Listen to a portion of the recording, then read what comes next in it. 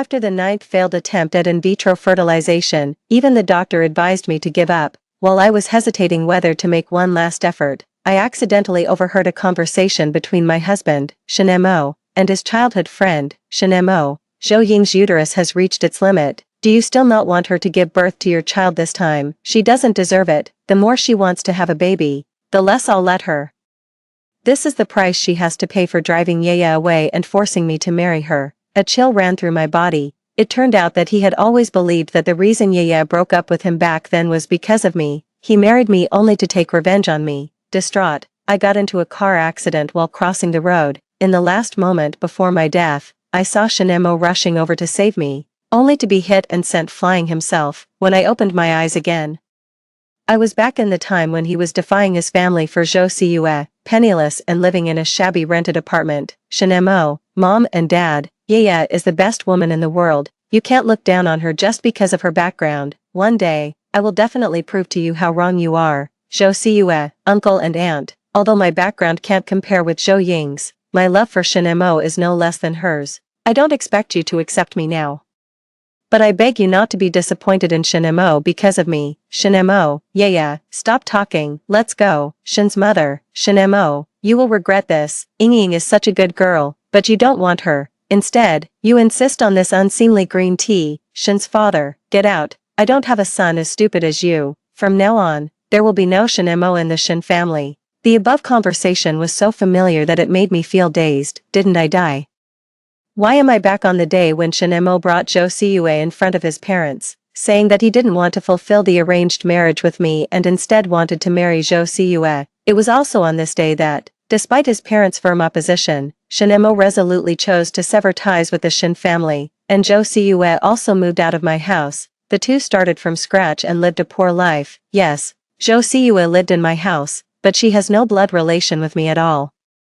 She is just an adopted daughter of my family. When I was 6 years old, my parents, who didn't plan to have a second child, worried that I would be too lonely without siblings, so they took me to an orphanage and chose Zhou Siyue, who was the same age as me, and Zhou Siyuan, who was 3 years older than me, to come home with us. The reason why Shen's parents looked down on Zhou Siyue was not because of her background as Shen Mo claimed. It was because Zhou Siyue stabbed me in the back.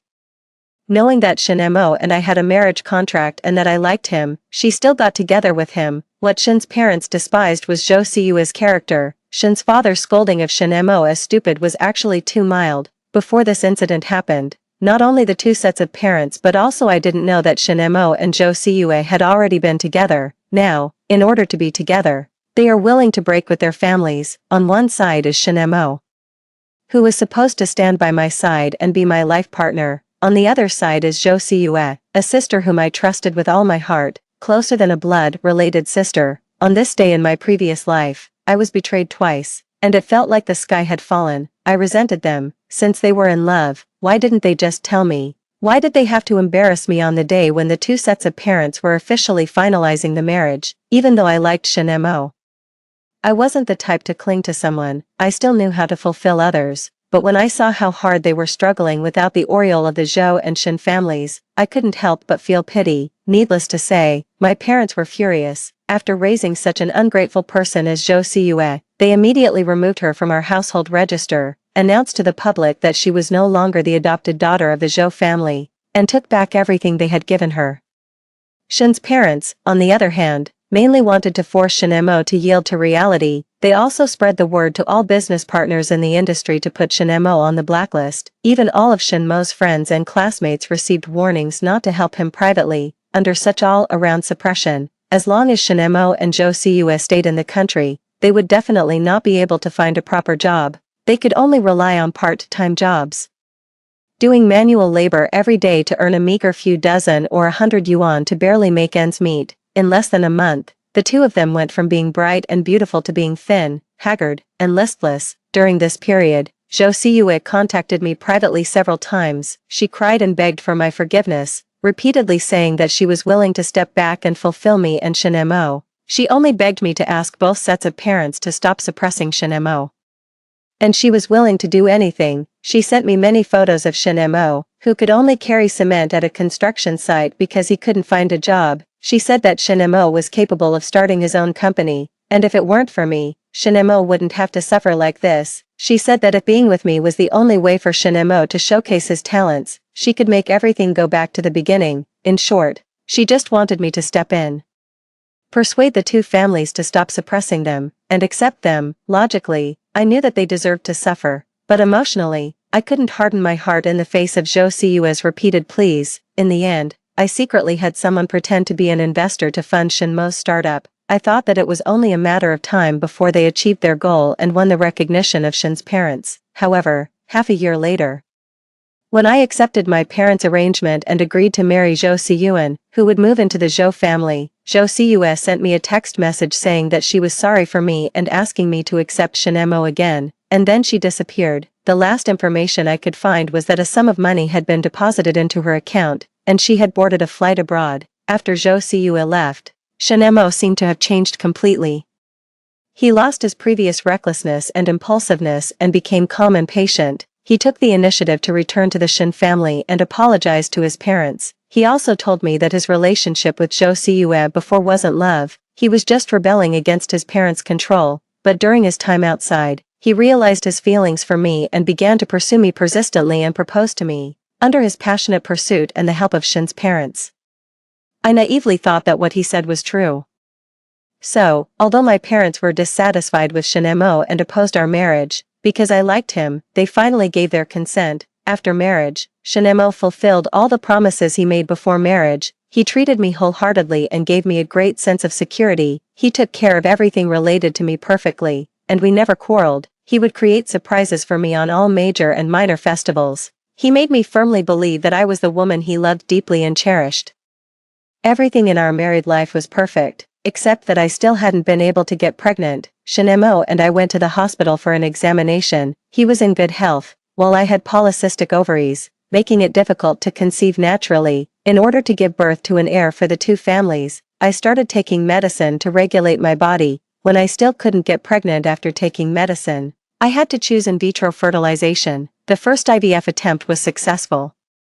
When I got pregnant with my first baby, I was overjoyed and personally decorated the nursery, buying a lot of baby items. I also learned to sew clothes myself, hoping that my baby could wear clothes made by me after birth. I was eagerly looking forward to the baby's birth, but not long after my pregnancy became noticeable, the doctor told me that the baby had stopped developing.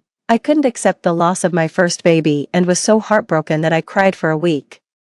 It was only under Shin-mo's careful care and gentle comfort that I gradually recovered from my grief. Shin-mo repeatedly comforted me that as long as we tried hard, the lost baby would come back. Therefore, as soon as my body recovered, I arranged for a second IVF attempt. Just like the first time, I got pregnant smoothly, but also like the first time, the baby stopped developing not long after. After that, every time I got pregnant smoothly, but for various reasons, the baby stopped developing. No matter how much effort I made, no matter how carefully I stayed in bed from the moment I got pregnant to try to keep the baby, God still wouldn't fulfill my wish to have a child. Unexpectedly, it wasn't that God didn't want to fulfill my wish, it was clearly that Shin-mo didn't want me to give birth. The person I thought loved me the most actually hated me to the core. I couldn't imagine that every time I was working hard to get pregnant and keep the baby. Did he watch coldly from behind and laugh at my stupidity and poor judgment? If I hadn't accidentally overheard his conversation with his childhood friend, I would have continued to be kept in the dark. But I couldn't figure out that since he hated me so much, why did he risk his life to save me when I had a car accident? Since I couldn't figure it out, I simply stopped thinking about it. Anyway, now that I've seen Shin-mo's true face, in this second chance at life, I won't make the same mistakes again. I left the Shin family with my parents and returned to the Zhou family. As soon as I entered the door, I saw Zhou Siyuan standing at the door waiting for us. Seeing him, my mother thought of Zhou Siyue's betrayal and took out her anger on him. After raising you two for so many years, I end up with two ungrateful wretches. Zhou Siyue is no good, and you're no better. You leave too. I don't want to see you in the Zhou family. I stared blankly at Zhou Siyuan, feeling as if I had traveled through time. Although he was the target of my mother's anger, his deep eyes were calm, and his face showed the familiar calmness and self-control. He was completely different from the furious appearance I saw the last time in my previous life. That time, after the third failed pregnancy, I became obsessed. Before my body had fully recovered, I insisted on having a fourth IVF attempt. When he heard the news and rushed to the Shin family, he was extremely angry. He blamed Shinemo for not taking good care of me and even hit Shinemo. That was the first time I saw Zhou Siyuan lose control of his emotions and get angry. At that time, he warned Shinemo that if he still couldn't take good care of me, as my brother, he wouldn't let him off. Afterwards, when my parents learned about this, instead of blaming Zhou Siyuan, they sided with him and criticized Shinemo. At that time, because of the pregnancy issue, my thoughts became very extreme. I desperately wanted to get pregnant and welcome the baby's birth. Anyone who tried to stop me was regarded as my enemy. I couldn't see the pain and concern in their eyes and only believed that their opposition was to go against me. I unilaterally regarded Zhou Siyuan as an enemy, even my parents. I began to avoid seeing them. Later, after being recognized by my parents, Zhou Siyuan became the heir of the Zhou group, even though he had the upper hand in business. He still repeatedly gave in to Shinemo, just hoping that Shinemo would treat me better. Even though he did so much, I still didn't want to see him. Thinking of these things, I felt deeply guilty towards Zhou Siyuan, the adopted brother I had always ignored, and towards my parents, seeing that my mother was still angry and wanted to continue taking out her anger on Zhou Siyuan. I quickly interrupted, "Mom, brother is different from Zhou Siyuan, don't drive him away." As soon as I said this, my parents and Zhou Siyuan all showed expressions of disbelief. I suddenly felt a little embarrassed. No wonder they were so surprised. In the past, I liked to hang out with Zhou Siyuan and always ignored the dull and uninteresting Zhou Siyuan. Even more, I had never called Zhou Siyuan brother and always called him by his name. Under their intense gaze, I could only clumsily change the subject. "Mom and Dad, I've decided that I want to join the company." This statement caused another shock. Since I was a child, thanks to my parents' concept of raising me in a well-off environment, I never worried about money. My parents often said that they would always support me, and I only needed to be happy and do what I liked. Because of their unconditional love, I could easily get whatever I wanted since I was a child. As a result, I didn't have anything I particularly liked or any strong interests. After I graduated, my parents had suggested many times that I join the company.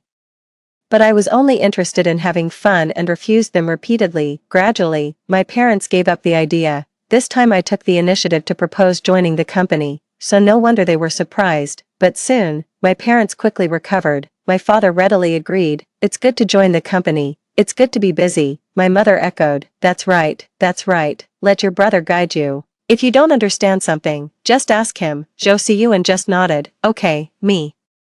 The decision to join the company wasn't a spur-of-the-moment idea. After the lessons of my previous life, in this second chance at life, I no longer want to let others control my destiny. After taking a shower, I lay in bed, trying hard to recall the events of my previous life and analyze the trends of business opportunities that could help the company's development.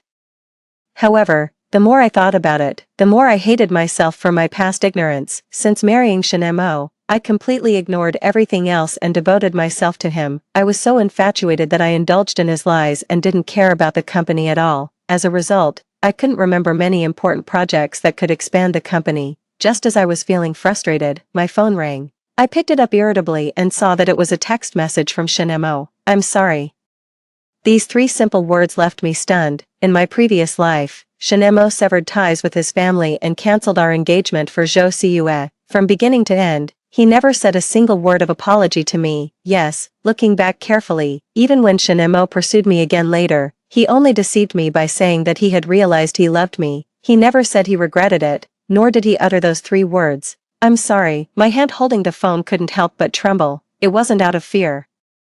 I was trembling with anger. Since I was able to be reborn, Shinemo could have been reborn too. He must have been reborn as well. Is this apology meant for me from the previous life, or for me now? I shook my head and thought self-deprecatingly, does it really matter? Humph, of course it doesn't matter. How much is his apology worth? Even if a despicable person is reborn, they remain despicable. It's good that we were both reborn. That way, I can settle the score with him thoroughly. My hands shaking with anger, I poked at the screen vigorously and typed out each word one by one. "I won't forgive you. Let's delete each other. Don't ever show up in front of me again." I hit send, then immediately deleted and blocked Shinemo, and closed all ways of adding me. Even after doing all this, I still couldn't calm down. Thinking of the 9 babies who never got to see the world in my previous life, my heart felt blocked. I experienced the despair of looking forward to a baby's birth and then losing it 9 times. Shinemo just watched my pain coldly. Those were his own flesh and blood too. How could he be so heartless? What's the use of an apology? I wish I could make Shinemo pay with his life right now. Inging, what's wrong with you? It's okay, don't hurt yourself like this. Zhou Siyuan's anxious voice came from beside my ear, and I was tightly hugged. I looked down at the strands of hair in my hand and realized that, just like in my previous life, I had unconsciously started pulling my hair when I lost control of my emotions. Under Zhou Siyuan's gentle soothing, I gradually calmed down in his arms. He carefully wiped away my tears and said, Ying, if you really can't live without Shinemo, I'll help you. Please don't hurt yourself, okay? I pushed him away, hiding my pain with a cold expression. I don't want Shinemo.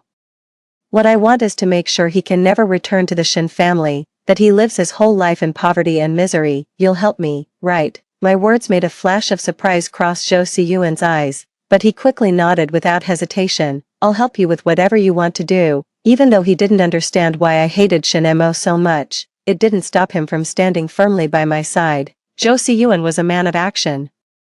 Before I even had a clue about how to make Shinemo pay the price, in just one night, he came up with several plans for me to choose from, taking the printed plans from his hand and looking at the dark circles under his eyes. I didn't need to guess to know that he had stayed up all night because of my words. My feelings were suddenly complicated. To be honest, I had never truly regarded Zhou Siyuan as my brother from the bottom of my heart.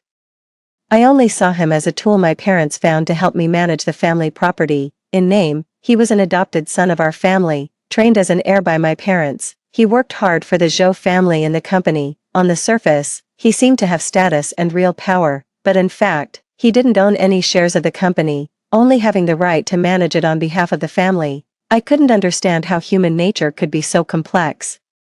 Zhou Siyue and I used to be so close that we often shared the same bed and talked until dawn. We played together happily and shared our sorrows. She was a month younger than me, and I treated her like a real sister. She had everything I had. Whenever my parents bought me a gift, they would always get a pair, and she could get whatever she wanted just by asking. She had never been wronged in the Zhou family, so why did she betray me in the end and betrayed my parents' kindness in raising her?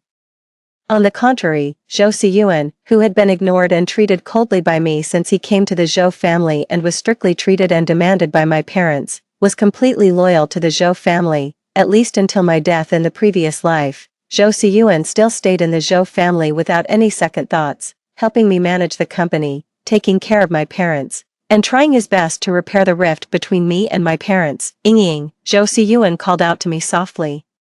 I blinked, realizing that I had fallen into the memories of the previous life again. I quickly lowered my head to look at the plans Zhou Siyuan had made, trying to hide my unease. I knew that I had a psychological problem. I also knew clearly that seeing a psychologist wouldn't help. As long as the knot in my heart remained, I would never be able to get over it. So, it was best to focus my energy on dealing with Shinemo and resolve the issue quickly. Upon looking at the plans, I found that each one was more ruthless than the last. There was a plan to register a shell investment company, sign a gambling-like agreement with Shinemo to invest in his startup, then plant business spies to obtain his supplier list, create a panic by faking a broken capital chain, bribe quality inspectors to issue defect reports so that his products couldn't be delivered smoothly, and make Shinemo bear high debts when he lost the bet.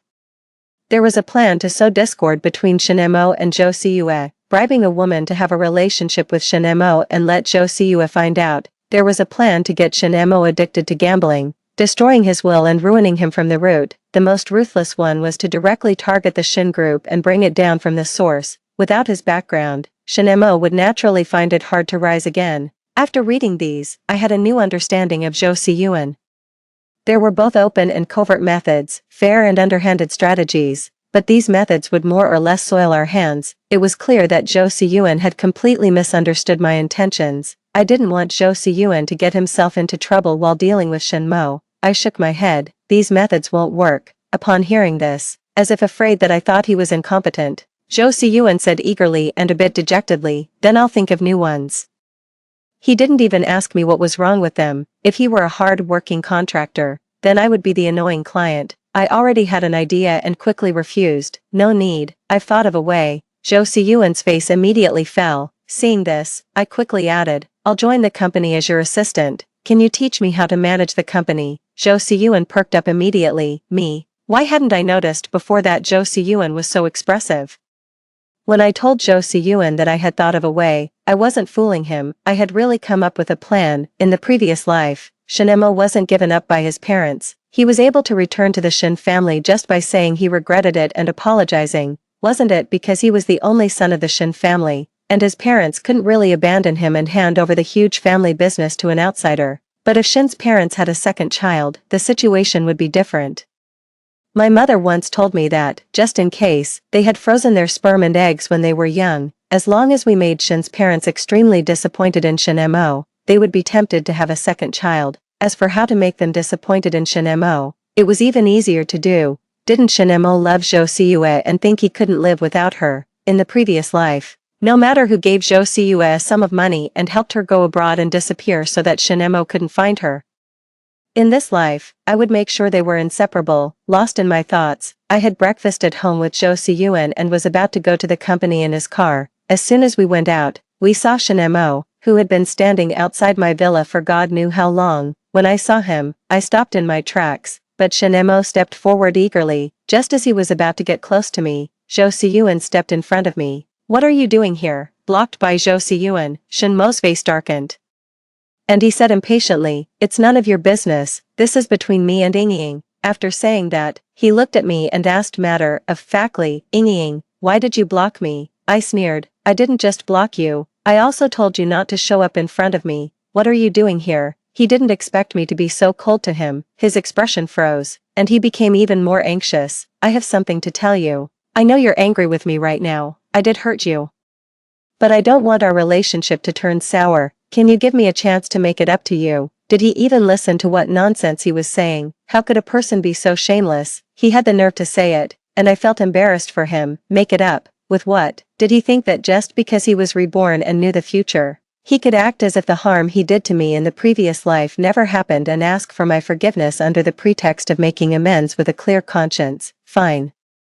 Even if I forgave him, what would he do next? Where would he put me? Would he make me stand by and watch him be affectionate with Jo Si-yue? Or would he give up on the Jo Si-yue he loved so deeply? My gaze crossed him and landed on Jo Si-yue, who had come with him and was hiding behind the corner, half of her body showing. I asked him, "Aren't you worried that my sister will be jealous and misunderstand when you pester me and say these things?" I emphasized the word sister sarcastically.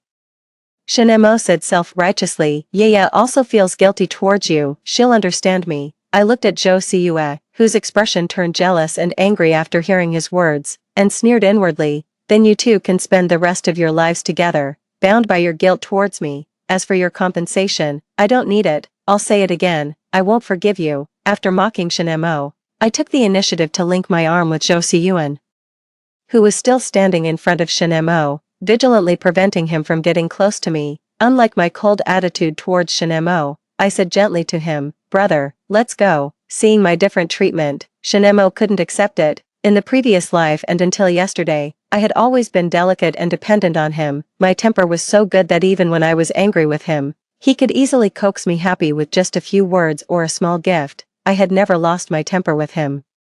Nor had I ever said anything harsh to him. That's why he thought I would still be as easy to please as before, that he cooed me back with a few soft words and a gift. Now, seeing my obviously different attitude towards Jo Si-yue, he panicked and stopped us again, preventing us from getting into the car. Pointing at Jo Si-yue and looking at me, he said angrily, "Did he say something to you? That's why you're treating me like this?" Ying. He's a despicable person, don't believe him.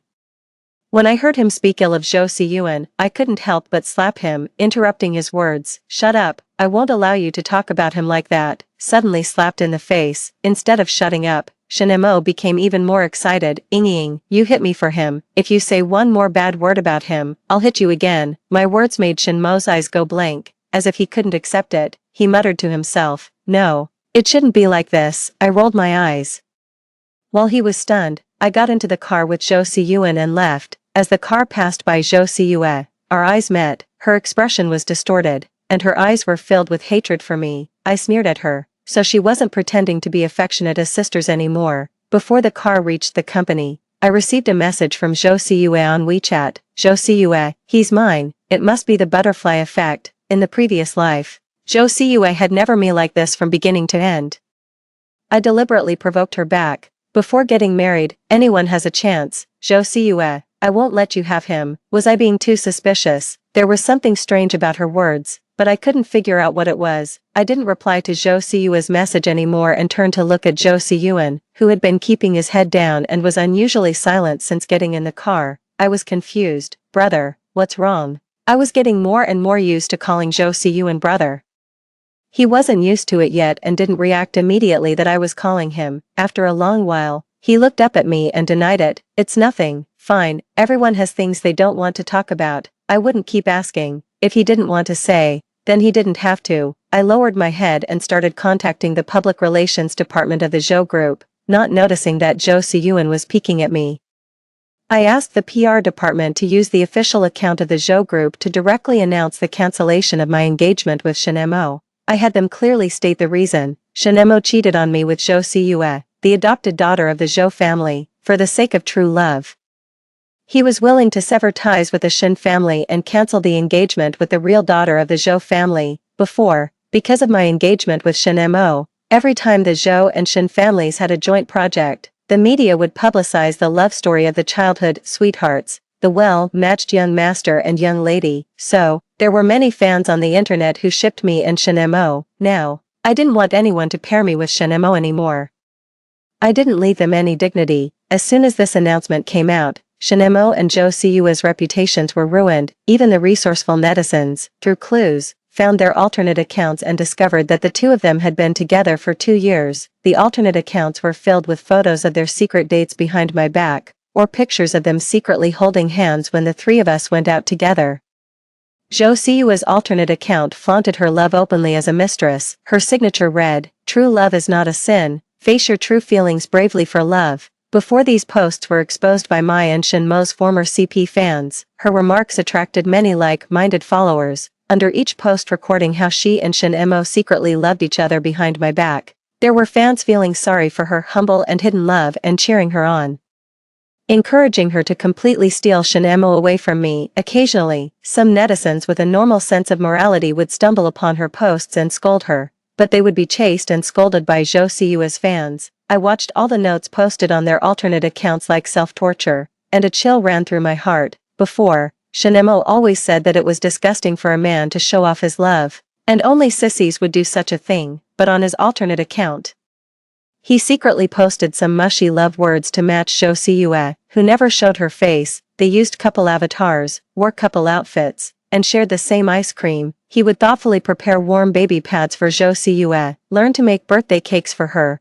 warm her feet with his belly, and create all kinds of small surprises for her. These were all things he had never done for me, but he did them all for Zhou Siyue. The bits and pieces in their alternate accounts made me, the legitimate fiancé, look even more ridiculous. Shin's mother also saw their alternate accounts. She had originally hoped for my engagement with Shinemo, but now she personally brought valuable gifts and came to my home with Shin's father to sincerely apologize for not raising her son well. My parents' expressions were also unpleasant. Since Shin's parents didn't raise their son well and Zhou Siyue was the adopted daughter of the Zhou family, it meant that our family didn't raise our daughter well either. My family didn't accept the valuable gifts brought by Shin's parents, but both sides knew clearly that my marriage with Shinemo was completely off the table, and no matter what happened in the future, it would be impossible. I blocked Shinmo's WeChat and mobile phone number. After their alternate accounts were exposed, he changed several new numbers and kept sending me messages,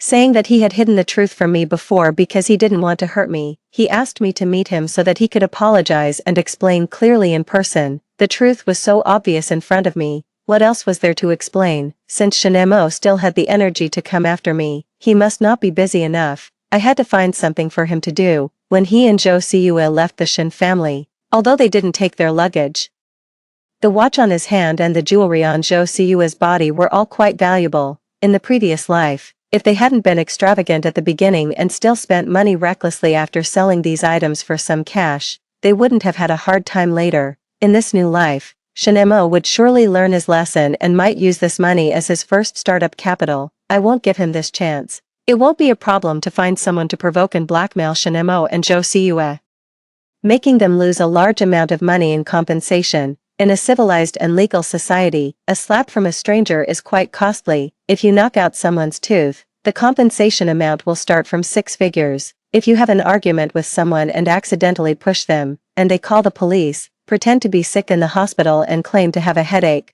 then you have to pay for the compensation. So, impulsiveness is the devil. Shinemo hasn't experienced the hardships of society. And I'm helping him understand the social rules in advance so that he can integrate into the bottom-level life more quickly in the future. I have to say, I'm still too kind, because there were constantly people causing trouble for Shinemo. He couldn't spare the time to pester me after that day. I became Zhou Siyuan's assistant and stayed by his side. Managing a company was much more difficult than I had imagined. There were endless things to do, documents to read, and meetings to attend every day from the moment I entered the company. It was truly a situation where one looked glamorous in public but was exhausted behind the scenes. In the company, Zhou Siyuan turned back into the cold and workaholic person I remembered. He didn't hold back when teaching me, and correspondingly, he was also very businesslike and unforgiving. Even if it was me, if I made a mistake, I would still be criticized and have my salary deducted.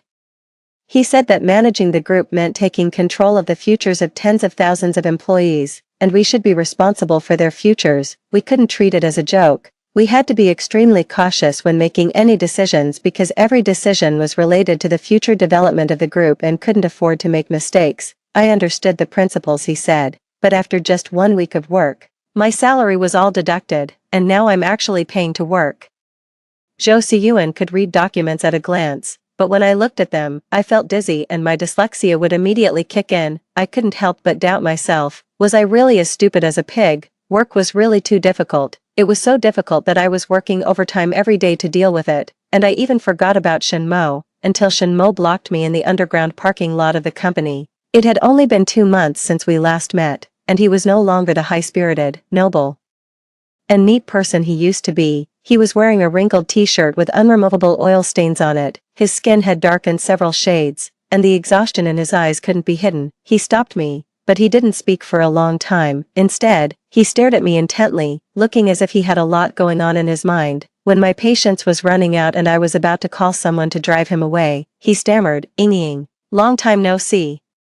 I had a cold expression and didn't want to waste any more words with him. I bypassed him and was about to open the car door and leave, but he blocked the car door and said urgently again, "Ying, don't go. I waited so hard to see you." This time, he didn't dare to look me in the eye. His hesitant appearance was like he was waiting for me to kindly give him an excuse so that he could continue speaking. I didn't need to guess to know that what he was going to say definitely wasn't what I wanted to hear. I crossed my arms and looked at him quietly, not speaking and not cooperating. The atmosphere was deadlocked. A look of embarrassment flashed across his face, and finally, he lowered his head. "Ying, you win. I can marry you, but I have one condition. You can't touch Yaya, and you can't force her to leave. If I marry you, she will definitely be wronged. I hope." Bang. Before Shinemo could finish what he hoped for, he was kicked several meters away, hitting the car next to him and sliding to the ground. This wasn't over. The person who hit him continued to rush forward, exuding a fierce aura. He dragged the stunned Shinemo up from the ground and punched him in the face one after another. Shinemo lost the opportunity to fight back and was completely unable to resist throughout the process. It wasn't until his face was covered in blood and it seemed that he was about to be seriously injured that I spoke up to stop it. "Brother, that's enough. Stop hitting him." Zhou Siyuan, whose mind was already occupied by anger, still didn't let go of the unconscious Shinemo. Only then did I notice that something was wrong with him. I quickly stepped forward and grabbed his hand, shouting loudly, "Brother, if you keep hitting him, he'll die." Zhou Siyuan's tone was full of coldness. "Don't worry. I know what I'm doing. He won't die." He also tried to push me aside and coaxed me in a tone like coax a child. "You wait for me over there for a while. It'll be over soon." The commotion here was so loud that it had already alarmed other people in the parking lot. Some people came to check what was going on. When they saw it was me and Zhou Siyuan, and then looked at Shinemo lying on the ground, whose life or death was unknown, their faces changed drastically before they could react. Zhou Siyue rushed out. She hugged Zhou Siyuan's arm and pitifully begged him with tears in her eyes, "Brother, I'm begging you, if you want to hit someone, hit me. Don't hit him. Let go. Don't touch me." Zhou Siyuan was disgusted by Zhou Siyue's touch. Zhou Siyue was pushed away by Zhou Siyuan, but the next second, she clung to him again. While crying, she hugged him tightly, holding him even closer. It seemed that she was afraid that Zhou Siyuan would continue to hit Shinemo, but was it necessary to hug him so tightly? Moreover, She didn't even take a second look at Shinemo lying on the ground. A strange feeling flashed through my heart. I stepped forward, just as Zhou Siyuan was about to shake Zhou Siyue off with more force. I pulled her away from him one step ahead and even gave her a slap. Zhou Siyue covered her face, looking at me with disbelief and anger in her eyes. Her eyes were blazing with fire, as if questioning me why I hit her, in front of her. I insultingly patted the place on Zhou Siyuan that she had just hugged. You should have some self-respect. Don't snatch everything. My brother only has me as his sister now. You have no connection with the Zhou family anymore. Zhou Siyue, it's you who's snatching from me. Brother and I grew up together in the same orphanage. I'm his sister. Zhou Siyuan shook his head. From the moment you let down Ying and the Zhou family, you've had nothing to do with me. I'm a member of the Zhou family, but you're not. Zhou Siyue was greatly shocked. After all, I'm not as good as Zhou Ying in your heart. How can you be so heartless to me? We were the closest people to each other. But Zhou Siyuan ignored her outburst and continued to deal her a heavy blow. You were never as good as Ying. What Zhou Siyuan said was fair, just, and objective. In terms of background, appearance, intelligence, and character, I believed that I was better than Zhou Siyue. Zhou Siyuan had better judgment than Shinemo. However, Zhou Siyue didn't agree with this statement. She pointed at me furiously. You say I'm not as good as her. She's a useless person whose head is full of nothing but play. Without her parents' support, in what way is she better than me? She's just a willful young lady who, relying on her parents' love, doesn't take anyone seriously. Do you really think that just because she calls you brother, she really treats you as a brother? Don't dream. She just wants to use you to make Shinemo jealous. Zhou Siyue was talking more and more absurdly. Bullshit, brother, don't believe her. In my heart, I really treat you as my own brother. I have no intention of using you to make Shinemo jealous. Who does Shinemo think he is? In my heart, he's already a dead man. I almost swore to the heavens, afraid that Zhou Siyuan wouldn't believe me. As a result, Zhou Siyuan's expression became more and more ominous. On the contrary, Zhou Siyue seemed to have heard something very funny and suddenly burst into wild laughter. Ha ha ha ha ha ha, own brother. She couldn't stop laughing. Me? Are you crazy? Zhou Siyue, ha ha ha ha, I'm crazy. And your own brother is also crazy. Do you know what your own brother wants is? Zhou Siyue, shut up. Just when I thought Zhou Siyue would continue speaking despite Zhou Siyuan stop, she closed her mouth and didn't say anything more. She just looked back and forth between me and Zhou Siyuan. That look was like she was watching a good show. I don't know who called the ambulance. The medical staff carried Shinemo onto the ambulance. Before leaving with the ambulance, Zhou Siyue said to me meaningfully, the person you should hate is the one you regard as your own brother. Her inexplicable words made me instantly irritable. I think you're really seriously ill. The ambulance had already driven away, still angry.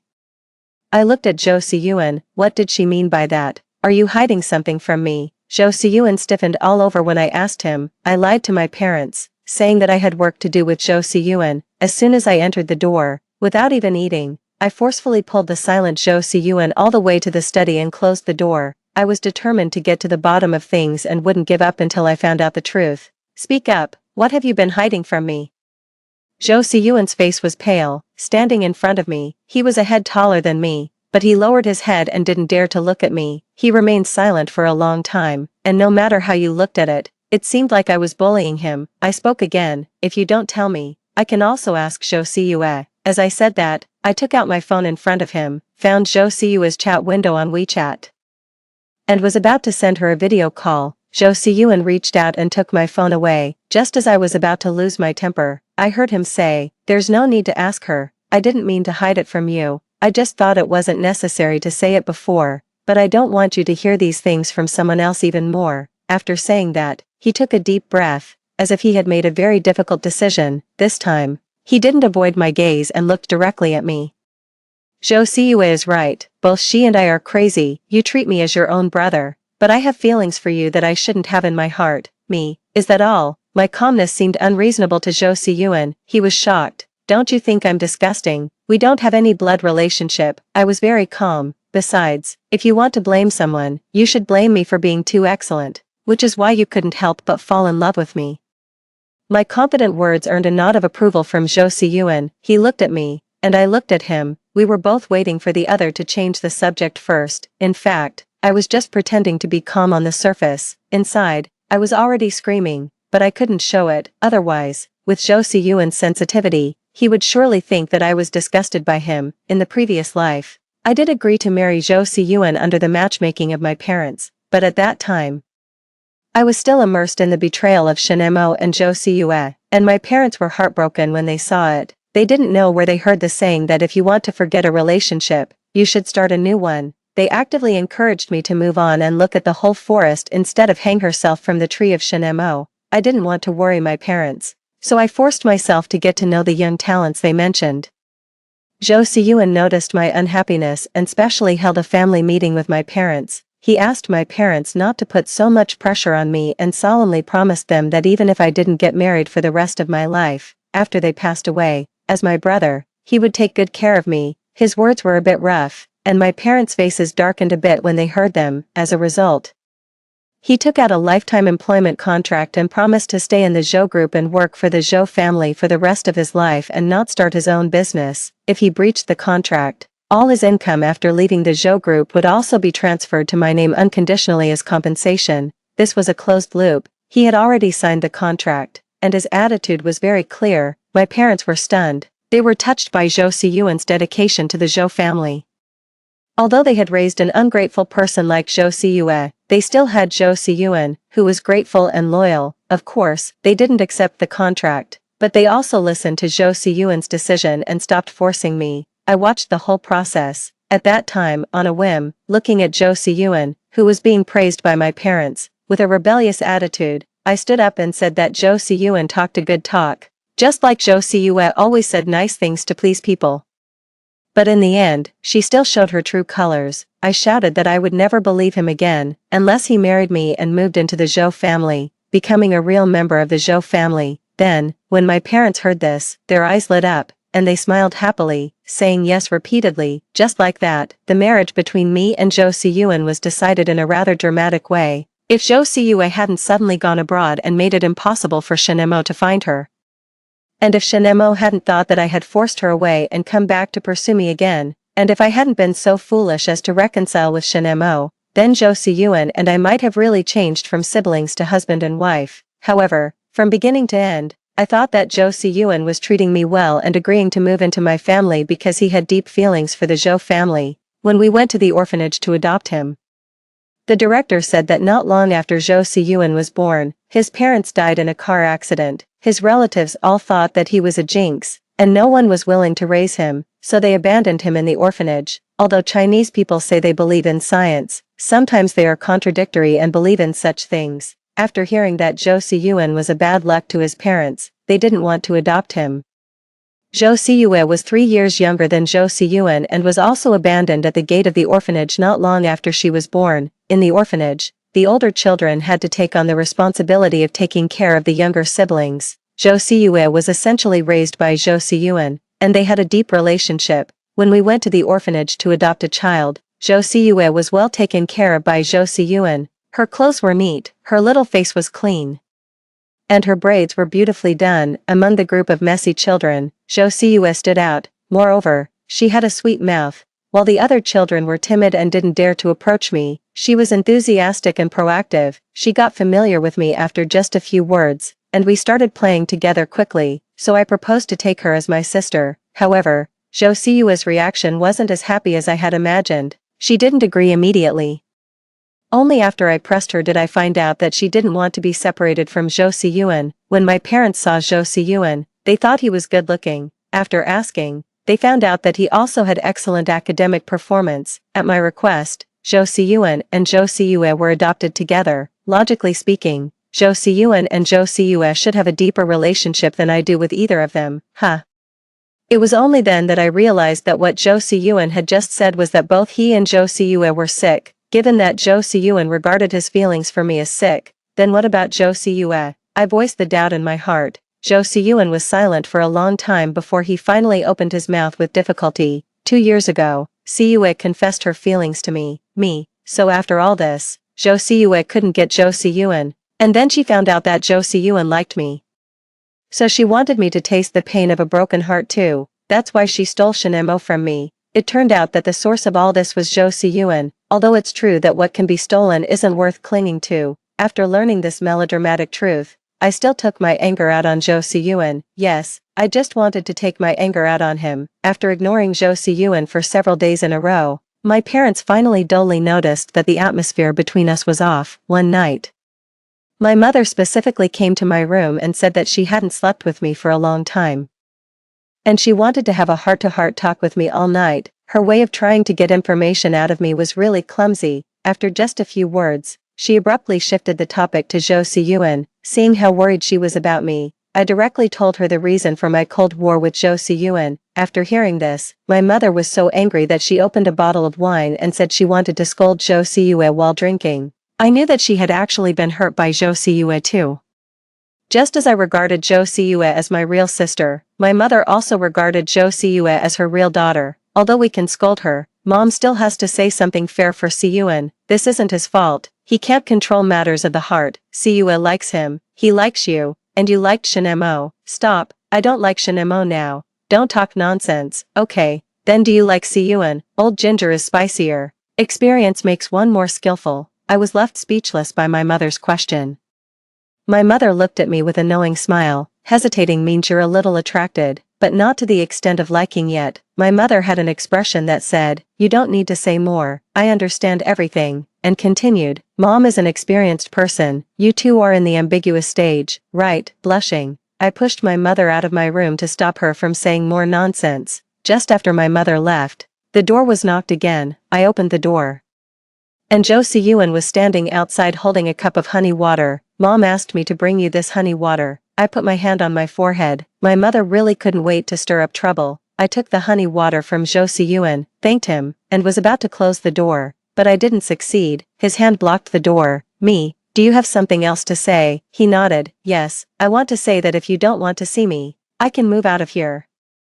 I raised my eyebrows and deliberately asked, "What about the company? Won't you go there either?" His expression froze for a moment, and then he said, "It's okay, for work arrangements, I can work from home, and Secretary Chen can teach you the operations in the company." He really made arrangements. It seemed that if I didn't make things clear today, he really intended to make me feel at ease by not seeing him. I drank the honey water in one gulp, calmed down my emotions, and then said, "It's not that I don't want to see you. I'm thinking about how to deal with our relationship, Zhou Siyuan. There's no need to deal with it. We can just be like before. Nothing has changed." "Me, I didn't expect you to be the kind of person who runs away from problems. Or is your love really that unmentionable?" Zhou Siyuan became excited. "Of course not. I just don't want to make you feel awkward." "Me, you haven't made any expressions of your feelings, nor have you taken any actions.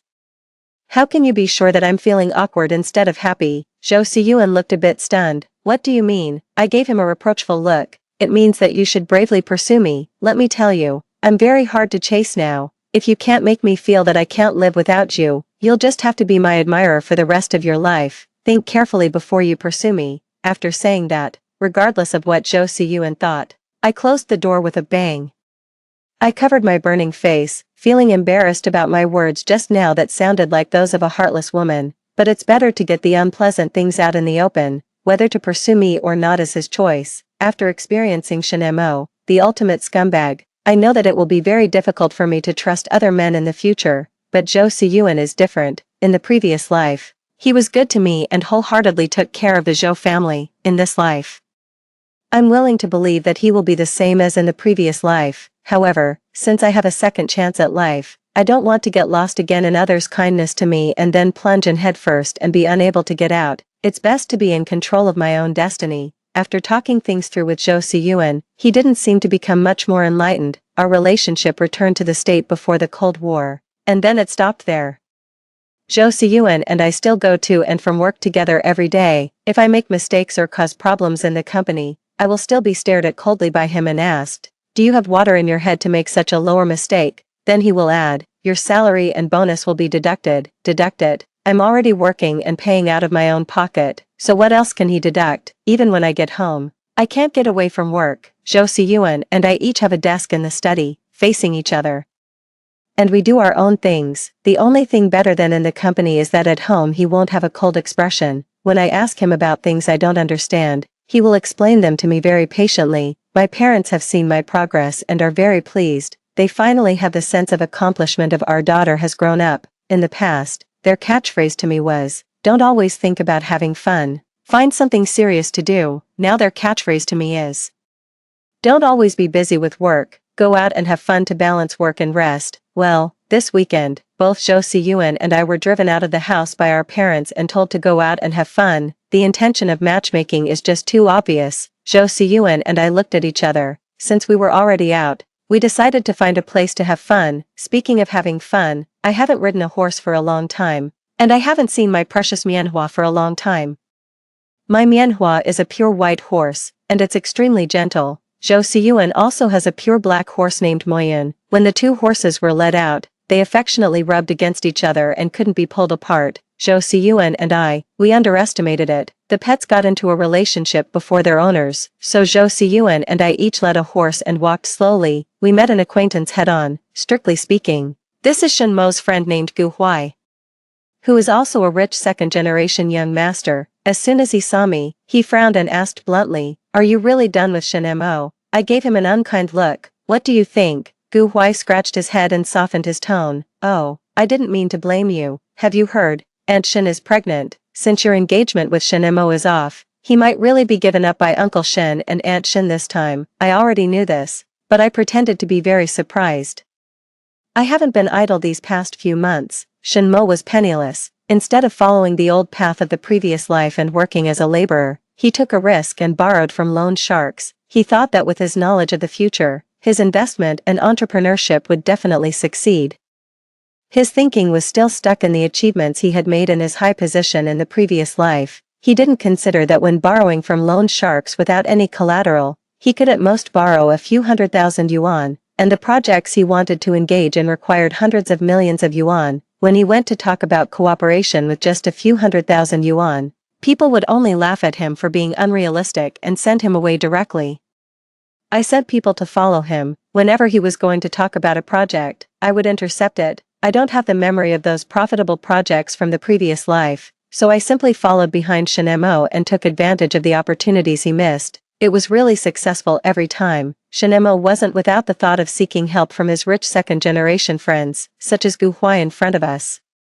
But the rich second generation are under the control of the rich first generation. My parents had already spread the word that whoever cooperated with Shin Mo, the Zhou group would target them, and Shin Mo's parents didn't express any opinion on this statement from my parents, which meant they didn't want to interfere. Shin Mo's parents intended to test Shin Mo's ability. After all, it was very dangerous to hand over a large group to an impulsive person driven by love. If this person driven by love didn't have the ability to solve problems, it would be more practical to quickly train a new account, have a second child. Unfortunately, after being intercepted by me several times, Shin Mo, after several months, had nothing to show for it except for the mounting debts with compound interest. Otherwise, he wouldn't have come to me last time and said that ridiculous thing about being willing to marry me. He really deserved to be severely beaten by Jo Si-yoon. Did he think he was an emperor in the feudal era? He thought that marrying me was a favor he was bestowing on me. It's really laughable. It was after learning about this incident that Shin Mo's parents made up their minds to train a new account, have a second child. Gu Huai didn't get any useful information from me. On the contrary, I got a lot of the latest news about Shin Mo from him. Shin Mo was being chased by loan sharks to repay the money, and he couldn't pay it back. The people from the loan sharks saw that Jo Si-yoon was somewhat good-looking and wanted to take her to pay off the debt. Shin Mo fought with them and ended up having 2 of his legs broken. When talking about this, Gu Huai's tone was angry because Jo Si-yoon, this woman, left Shin Mo in the hospital and ran away. The hospital had no choice but to contact Shin Mo's parents. After all, he was their biological son, and they couldn't just watch him die. They found the best orthopedic expert to treat Shin Mo's legs and also helped him pay off the loan from the loan sharks. Up to this point, if Shin Mo had acted pitifully and begged for mercy from his parents like he did in the previous life, he could still have returned to the Shin family, but for some reason, Shin Mo, upon learning that his mother was pregnant with a second child, actually threatened his mother to abort the second child by refusing to cooperate with the treatment. His mother, who had been a bit soft-hearted towards him, was so angry that she didn't care about his life or death anymore. Anyway, it wasn't her legs that were broken. Whether he wanted to be treated or not was up to him. His father was also extremely disappointed in him. Such a confused son wasn't worth keeping. Well, now Shin Mo couldn't return to the Shin family, and Jo Si-yoon was nowhere to be found. I didn't want him to misunderstand that I had forced Zhou Siyue away again. So I spent some effort to find Zhou Siyue. Fortunately, in this life, no one gave her money and sent her abroad. She was still in the country, just in a different city, and she was doing quite well. It seemed that she didn't have much true love for Shinemo either. She had hidden a lot of keisto. She was really good at making plans for herself. She had saved a lot of money during her years in the Zhou family, and my parents didn't take it back when Shinemo was in urgent need of money. She didn't take it out for him to use. I decided to be a good person to the end. I called a same-city delivery service and sent Zhou Siyue's whereabouts and bank statements to Shinemo. Later, I heard that Shinemo refused to leave Zhou Siyue's place and forced her to take out money for his entrepreneurship. Zhou Siyue had no choice but to give him money several times, but each time it was a complete loss. After several times, she couldn't afford to keep giving money to Shinemo like this. And no matter what he said, she refused to take out any more money. After several failed attempts at entrepreneurship, Shinmo's arrogance was turned into self-abasement. He drank alcohol at home all day long, and when he was drunk, he would beat the Zhou Siyue he claimed to love deeply. Zhou Siyue called the police, and when the police came, they said it was a marital conflict. They gave Shinemo a lecture and considered it settled. Yes, the two of them got married. They got married the first time Shinemo convinced Zhou Siyue to take out money for his entrepreneurship. The two of them really had a gambler's mentality. Zhou Siyue was gambling that Shinemo could succeed in his entrepreneurship. The promises Shinemo made to her were so attractive that only by becoming husband and wife could she have a share of the money Shinemo would earn in the future. Shinemo was gambling that he and Zhou Siyue would definitely be happy. Everyone said that he was blind and couldn't distinguish between good and bad. He wanted to prove to me that it was my loss to have missed him. Shin's father, get out. I don't have a son as stupid as you. From now on, there will be no Shinemo in the Shin family. He once said that with just one word from me, he could immediately abandon Zhou Siyue and come back to marry me. I was so scared that I didn't dare to send any words of provocation, sarcasm, or blessing to him, for fear that he would misunderstand that I wanted him to change his mind and marry me. Later, until I was recognized by my parents and the board of directors and officially took over the Zhou group, I didn't hear any news about these two people. By then, Shinmo's younger brother, Shin Zhao, was already 3 years old and old enough to go to kindergarten. Our Zhou and Shin family still had interactions. Shin Zhao didn't resemble Shinemo. Shinemo took after his father, while Shin Zhao resembled his mother more. He was extremely cute, and I took a liking to him at first sight. As a result, I often visited the Shin family. The rift between the two families caused by Shinemo was gradually mended by little Shin Zhao.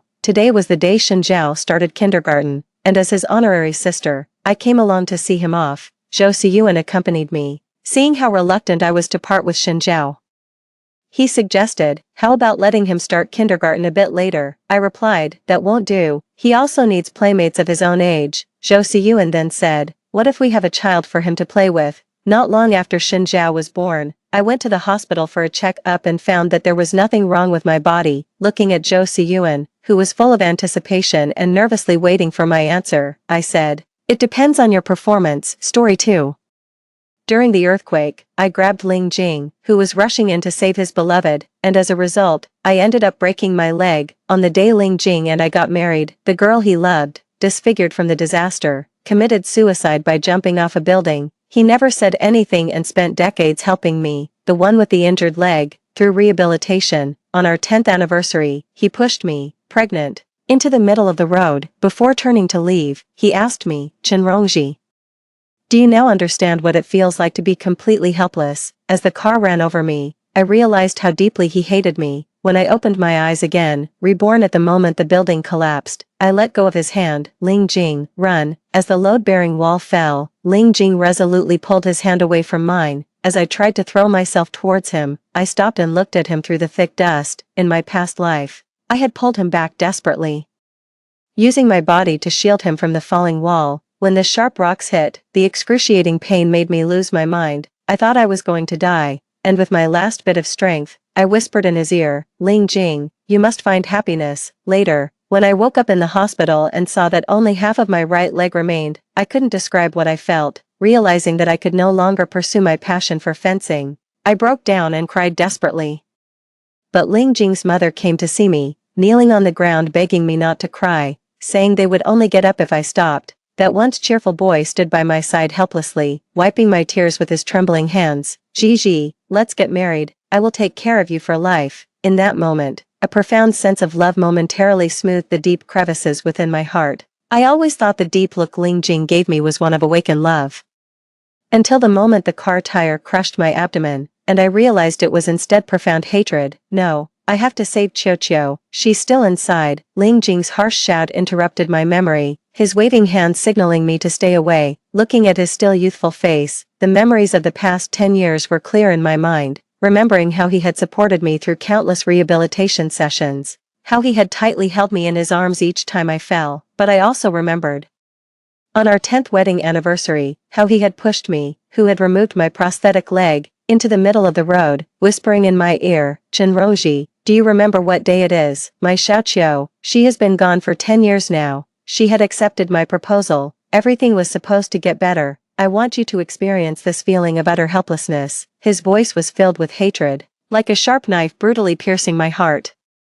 The swiftly passing car wheel crossed over my abdomen, the bright blood staining the pregnancy test in my pocket red. That was the surprise I had prepared for Ling Jing on our 10th anniversary. Don't come over. Ling Jing turned and ran upstairs, glancing back at me, thinking I would stop him at all costs. But this time, I wouldn't. I was later discovered by the rescue team and placed in an ambulance. The whereabouts of Ling Jing and Xiaoqiu were unknown. I didn't know if he had found her, if he had managed to save the girl he loved. I closed my eyes, Ling Jing's words from his previous life still echoing in my ears. Life and death are decreed by fate. What makes you think you have the right to intervene in my life and death? I love Qiu, and I would willingly die for her. What right do you have to stop me? Sadly, our decade of friendship didn't compare to the month he had known Xiaoqiu. The once ambitious him skipped an exam for her, missing out on all awards. He said he had never met someone so perfectly suited to him, yet, one never considers whether such a perfect match for him could possibly exist. The ambulance took us to the hospital for checks, where I saw Ling Jing's mother, her face drawn with exhaustion as she grabbed my hand. Where's Ling Jing? I shook my head. I don't know. Weren't you together? How could you not save him? I was at a loss for words. In my previous life, Ling's mother initially showed gratitude towards me, but later she frequently criticized my disability, insisting that her son's acceptance of me was my fortune. She even secretly set him up with girlfriends more than once. Whenever I lost my temper, she would clutch her chest and feign illness, causing Ling Jing to shield her and silence me. He went in to save others. I couldn't stop him. I looked at Ling's mother, no longer wanting to say anything unnecessary. Ling Jing lost his father early, and his mother raised him alone.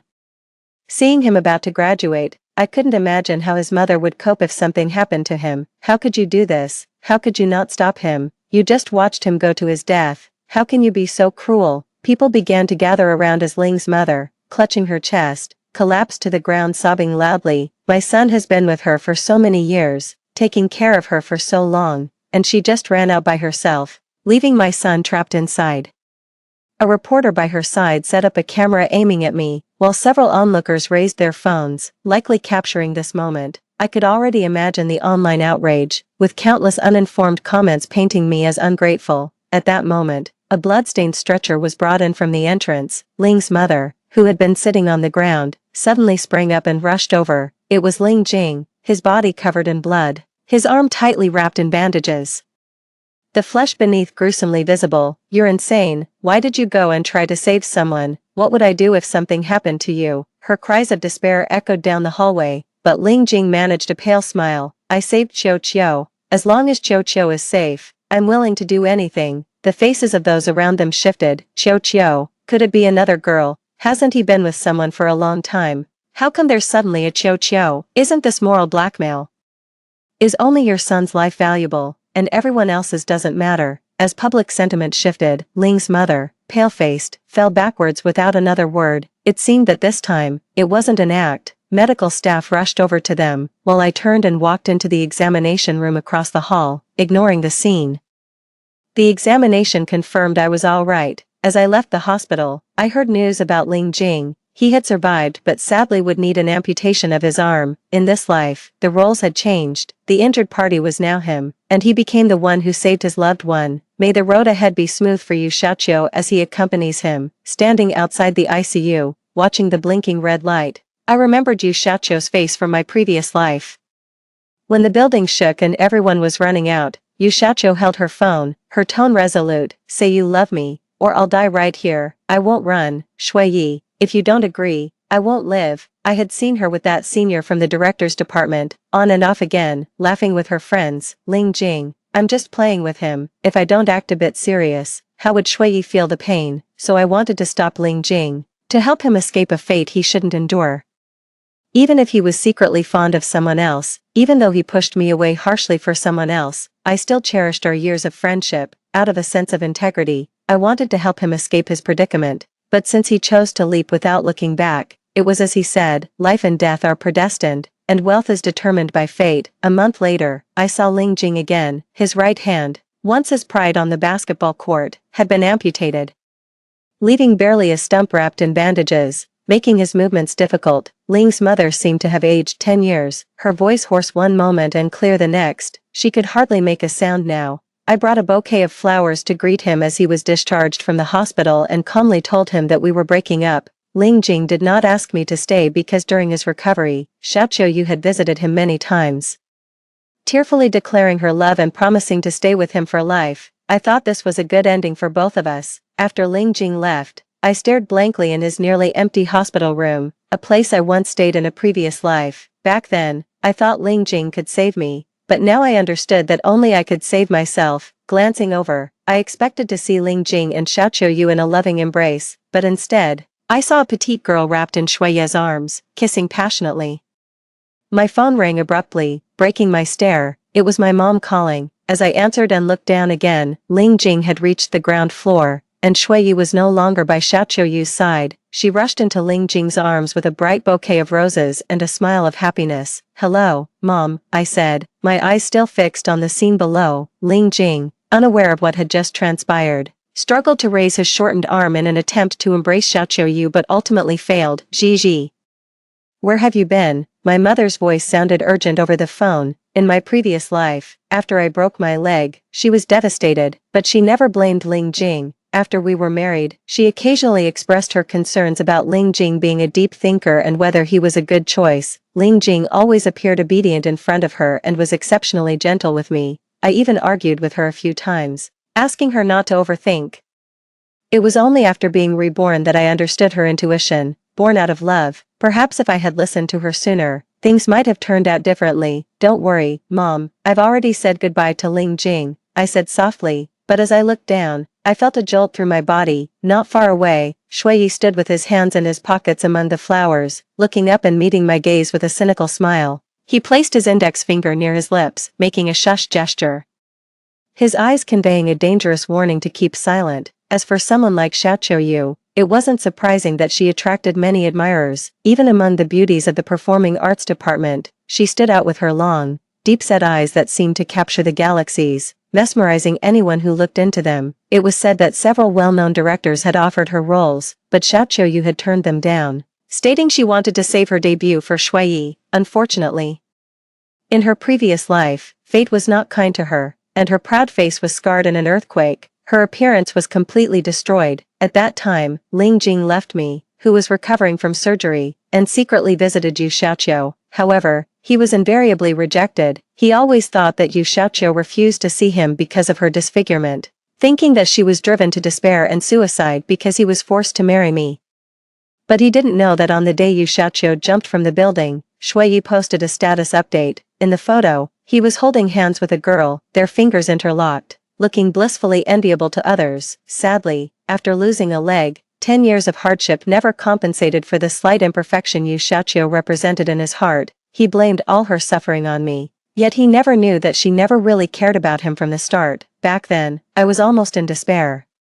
Now that I think about it, how different was my so-called devotion from Ling Jing's reckless one-sided affection. When I returned to school, much of it had been rebuilt. Facing graduation, everyone was sending out resumes. In a previous life, Ling Jing was exceptionally outstanding in many aspects. His distinguished appearance quickly caught the attention of HRs, but now, he could only sit in front of small, unpopular companies, awkwardly writing his name with his clumsy left hand.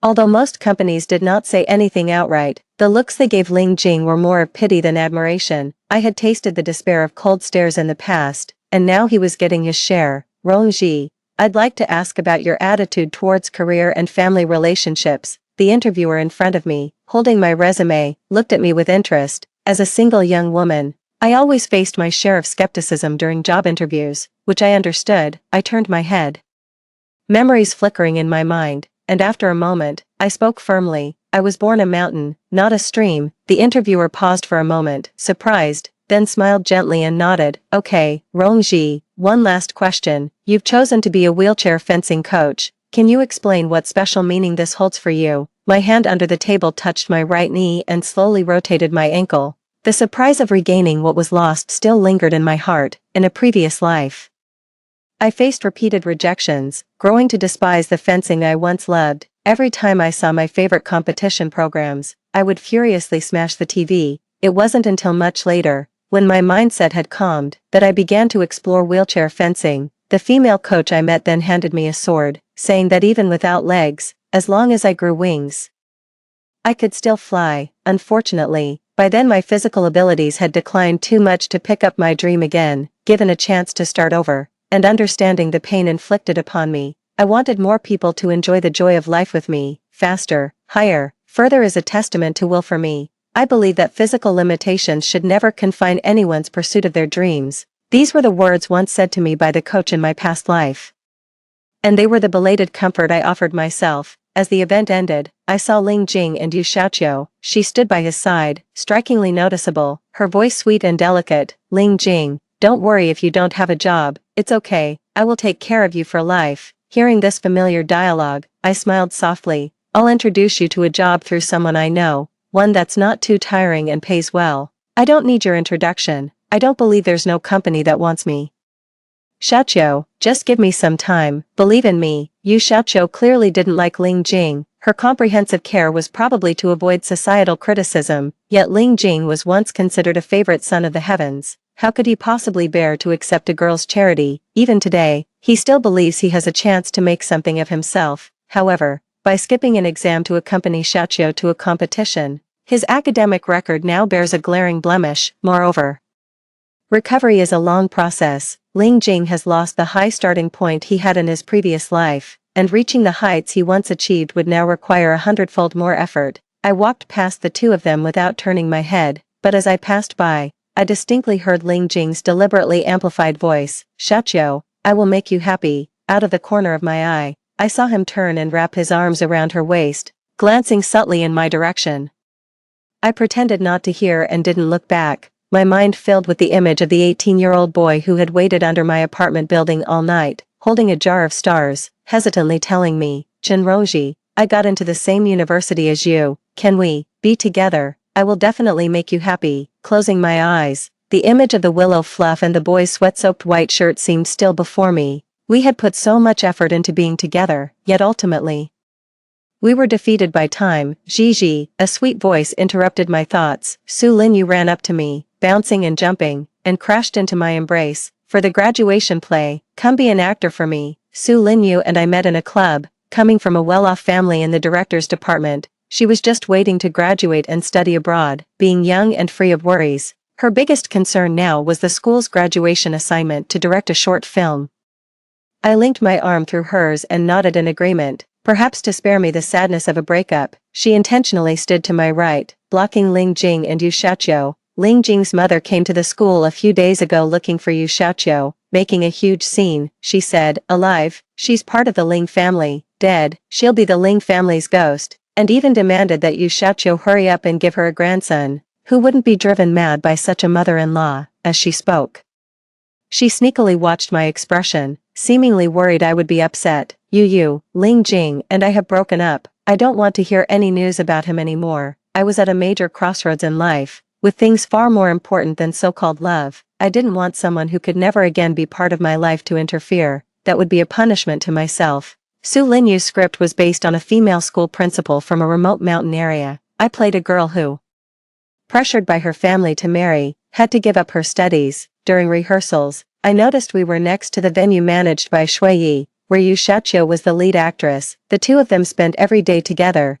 their relationship an open secret across half the campus, but given Shui Ye's family background, no one dared to speak openly. Ling Jing had initially received positive responses from the companies he applied to, but for some unknown reason, all had suddenly gone silent.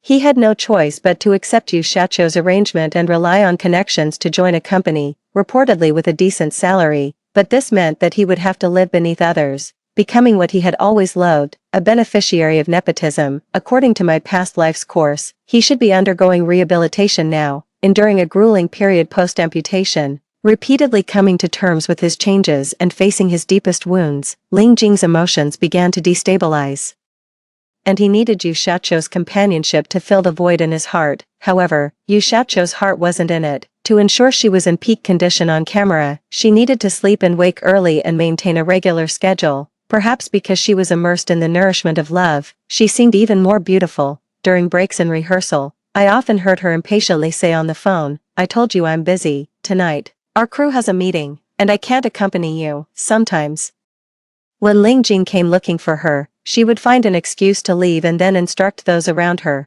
"Don't tell him I'm here." On Valentine's Day, Ling Jing came to find Yu Xiaoqiu with flowers in his arms, but Yu Xiaoqiu was busy rehearsing and didn't even greet him. In front of everyone, Ling Jing couldn't help but lose his temper. He threw the flowers to the ground furiously and coldly demanded, "Yu Xiaoqiu, I've called you so many times and you didn't answer. What are you trying to do?" During the stunned silence that followed, Yu Xiaoqiu didn't offer him any kindness. Accustomed to commanding attention from the boys with her beauty, she was not used to such treatment and quickly retorted, "Ling Jing, I'm busy. Normal people like us have a lot to deal with every day, not like you, always so free." She emphasized the words "normal people," clearly provoking Ling Jing, who stood there, too angry to speak. "Yu Xiaoqiu, do you even care? Who do you think changed for whom? Have you no shame? I never asked you to rescue me. You did that on your own. Maybe I would have been fine without your help. Why should I be indebted to you? Don't forget who got you your job. I don't owe you anything." Ling Jing was both angered and agitated by her response. In his agitation, he almost pointed a finger at her but ended up only waving his empty sleeve, nearly tripping over a chair in front of him. From a distance, I looked at Ling Jing, once called a genius by teachers, now standing desolately among the crowd, enduring silent humiliation and deceit, and I couldn't help but look away. People only realize the value of something once they lose it, otherwise, they can never truly appreciate it. Just like Yu Xiaoqiu, who will never know what she might have become without Ling Jing, just like Ling Jing, who will never know that if I hadn't held him back then, he would be facing the predicament he is in now. So, just as he didn't thank me back then, Yu Xiaoqiu doesn't thank him now. That day, the rehearsal schedule was disrupted, so after everyone left, I stayed back to continue practicing the movements. In the short film, I played a martial artist who came from the mountains, needing to display fencing moves at the end of the film, but having come back to life, my movements were rusty, and I kept practicing over and over. Later, the stage lights went out, and I was practicing my thrusts in the dim light when I suddenly noticed a vague shadow sitting in the audience. "Who's there?" Startled, I almost dropped my sword. "You're very impressive." It was Shui Yi. He raised his eyebrows, his dark pupils ghostly. "Ling Jing doesn't deserve you." Thinking he was warning me not to speak out of turn, I brought up the issue proactively. "I won't speak of what happened between you and Yu Xiaoqiu." He chuckled, his eyes relaxing, a hint of drunken haziness as he moved closer. "Yu Xiaoqiu isn't right for you. I prefer a leading lady like you, tough as wild grass, not one so delicate." I smelled the mix of perfume and alcohol on him and frowned, stepping back. Shui Yi fancied himself a great artist from a prominent family, often flirtatiously misbehaving. Perhaps those girls had their reasons for silently enduring his advances, but I coldly glanced at him and stepped back. "Who I'm with is my business, and it has nothing to do with you." I took off my costume, intending to leave, but Shui Yi followed, grabbing my sleeve. "Chenrongji, has anyone ever told you that you're quite unique? If we got together, do you think Ling Jing would be very upset? Do you want to see him come back and chase after you?" I admit, for a moment, I was truly tempted, but I quickly suppressed that thought. I don't need a man's pursuit to validate my charm, nor do I need a man's regret to prove my worth.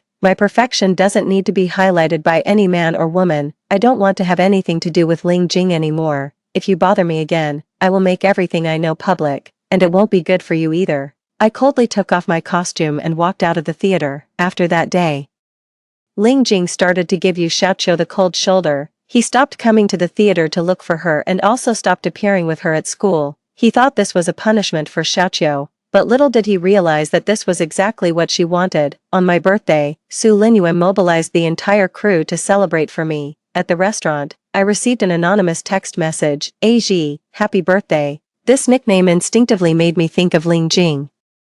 He used it in the first love letter he wrote to me when he was 17, almost without hesitation. I pressed the delete button. When I left the restaurant, surrounded by a crowd, I was slightly drunk. A boy at my side tried a few times to come over and support me but hesitated and withdrew his hand each time. I noticed but didn't say anything. Under the streetlight, I saw a tall, thin figure standing there lonely. The boy at my side noticed first and silently walked a bit further away. Aji.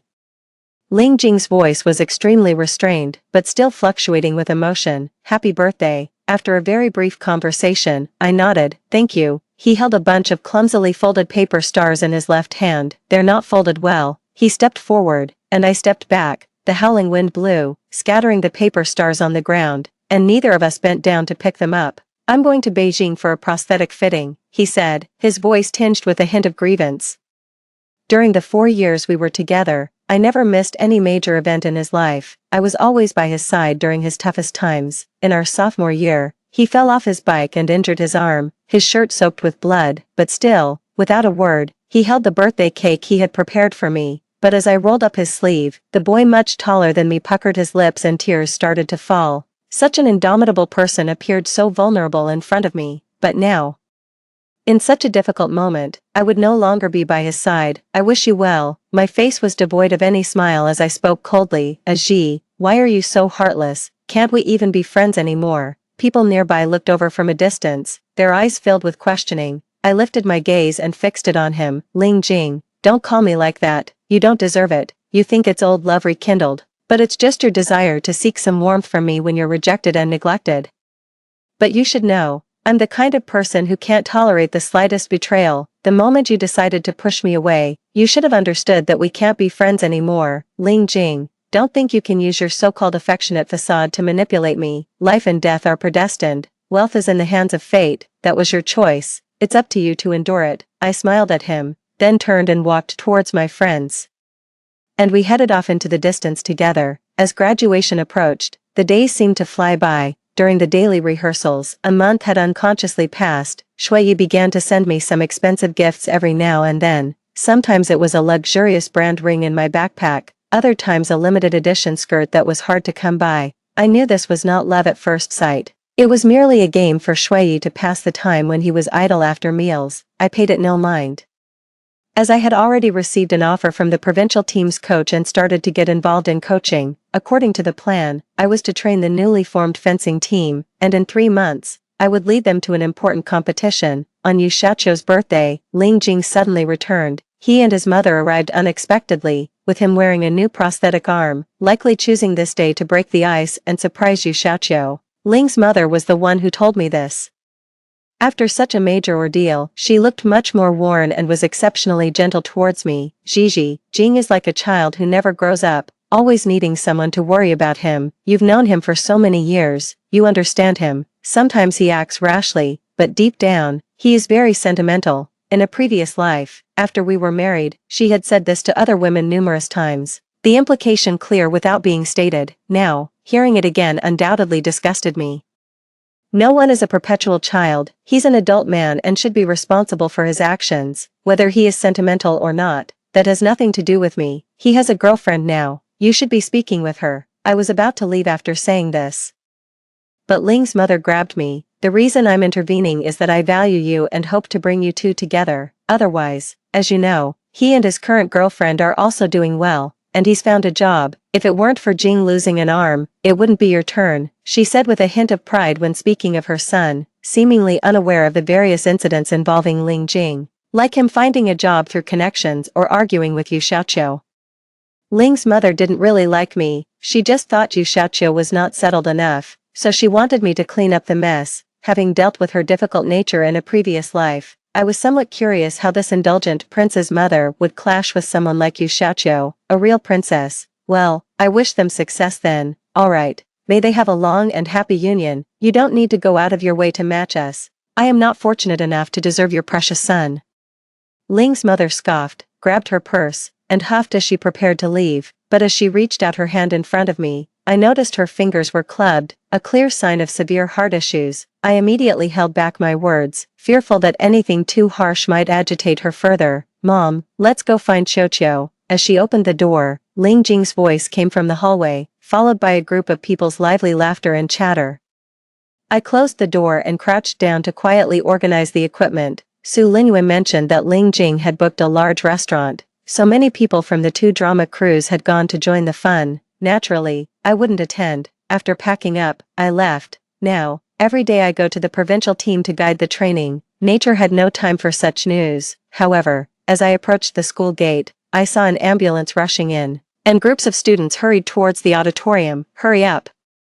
It said that a senior from the performing arts department was caught cheating by her boyfriend. I later learned about the incident from Su Linyu. She told me that a crowd had surrounded Ling Jing and his mother as they eagerly pushed open the dressing room door, only to find Xiao Qiuyu and Shuiyi in a disheveled embrace. She quoted the classics to me. They were lost in their passion, oblivious to the world around them. Seeing this scene, Ling Jing was dumbfounded.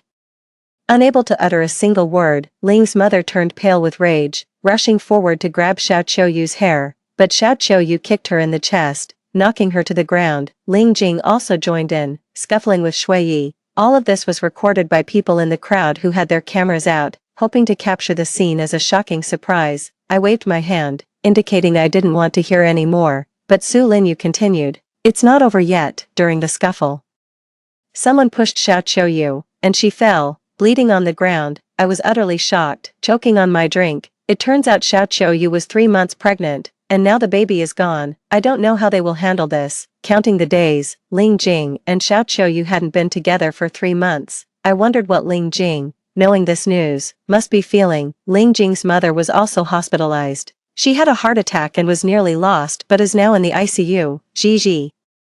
You're lucky you broke up with Ling Jing when you did. You shouldn't get involved in their mess. You're fortunate. Ling Jing was only ever smooth sailing when he was with you. Too bad he didn't appreciate it. He deserves his current plight. Su Linyu continued animatedly. Her words might have been a bit harsh, but I knew she was completely siding with me. Okay, Yu, let's not talk about Ling Jing anymore. He's just someone I used to know well, I said.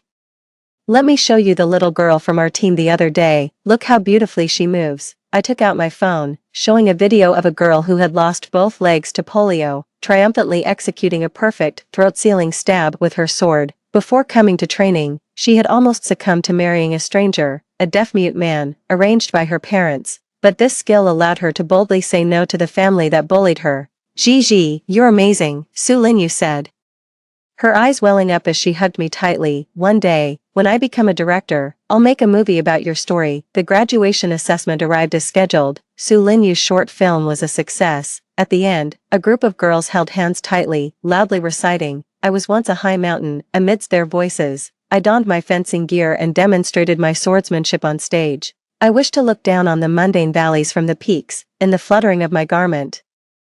I seemed to see a speeding car and a helpless woman in a wheelchair, her eyes brimming with tears, whispering in despair, "Save me, who can save me?" Across a chasm of time that could never be bridged, I answered her plea, "I will save you, I can save you." Then the traffic ceased its noise, the swelling subsided, and I grew legs to stand again, pulling myself to safety amidst the swirling dust. Reborn, I vowed to love myself properly. Below, the audience erupted in applause.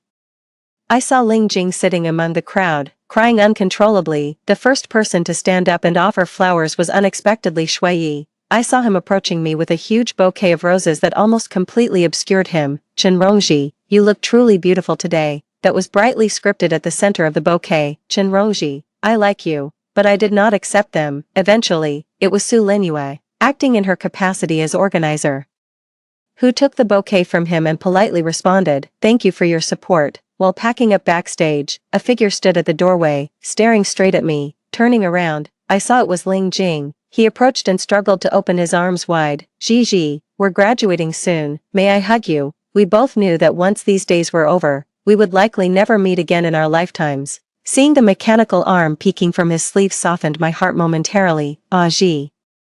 I wish you happiness. His voice choked up, and in this reincarnation, his voice choked up, and the phrase starting over unexpectedly became what he said to me. It turns out that fate plays tricks on people, and the bizarre twists of destiny can be quite intriguing. If only, when I rushed in, you had pulled me back. How wonderful that would have been. I would have realized my mistake. Chenrongji, I'm sorry, I was wrong. Ling Jing's lips trembled slightly as he lowered his head.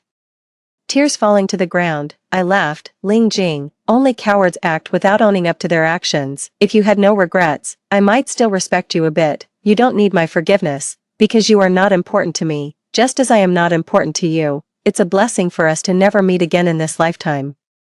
I packed up my belongings and left the studio. This time, I hoped all my gloomy past would finally be over. After leaving school, I rarely paid attention to news about those people. Even the fact that Ling's mother nearly died from excessive bleeding during surgery, Yu Xiaoqiu causing a scene at Ling's house, and Ling Jing becoming unemployed and unable to afford the surgery fees, hence borrowing money from classmates. All these were later told to me by Su Linyue. Only Shui kept sending me messages repeatedly. He almost incessantly sent his regards, told me he had broken up with Yu Xiaoqiu, and asked if I wanted to be the lead actress in his movie. I never replied. To me, men who try to coerce others using so-called wealth and power are not imposing but rather disgusting. I was busy coaching the team members for the competition, working tirelessly every day. With the competition just 10 days away, I led the team to the venue. Since disabled sports often require more time to adapt to the venue, I was particularly anxious during the journey, fearing any mishaps that could affect the performance. However, on the night we arrived at the hotel, I received an unexpected call from Su Linyue. Gigi, have you seen the trending search? Her voice was hurried. After hanging up, she sent a video. In the video, it was the day of the earthquake, showing Ling's mother yelling at me in the hospital. The video was edited to only show the part where she accused me of not saving her. My indifferent expression was enlarged into a meme with the caption, "Her death is none of my business." My identity, along with the entire team I led, was exposed. Uninformed netizens commented fiercely, "How can someone who can't even save the people around her be expected to have compassion for the disabled? Is she doing this on purpose? Since she's a coach at the Paralympics, isn't she happy to have more disabled people? Suggest disqualifying her from the competition. A team led by such an unscrupulous coach doesn't deserve to participate." The attacks escalated from me to the entire team, and then to the members of my team. Who have you offended? How could this video appear so coincidentally? It's clear that this is targeting you. Su Linyue's words brought me back to my senses. I immediately opened the social media platform and found the original video. Under the repost from the original uploader, I recognized a familiar avatar. It was Shuiyi. The moment I said his name, I shivered violently. With Shuiyi's prominent family background, his intention to control public opinion with such disgusting tactics was obvious. Amidst my frustration, an unknown number called my phone. Chenrongji, have you seen the trending search? Even though a voice changer was used, I still recognized Shuiyi's voice. What do you want? Give up your coaching role and join my team, or it won't just be your reputation that's affected. I have a way to disqualify your entire team from competing. After a long silence, I sat alone in the dark room, lost in thought. Shuiyi has always been wildly unpredictable. If I don't agree to his demands, it's hard to imagine what his outrage might escalate into. This is a critical time for everyone. And I don't want to jeopardize the competition that we've all been preparing for so meticulously over personal grievances. Yet, I also care deeply about my own feelings. This project is something I've been looking forward to for a long time, and I believe I am capable of handling this role. I don't want to give up so easily. Gigi, have you thought about the source of the video? Su Linyue's words brought me back to reality. That day, I tried to recall. My memory was a mess.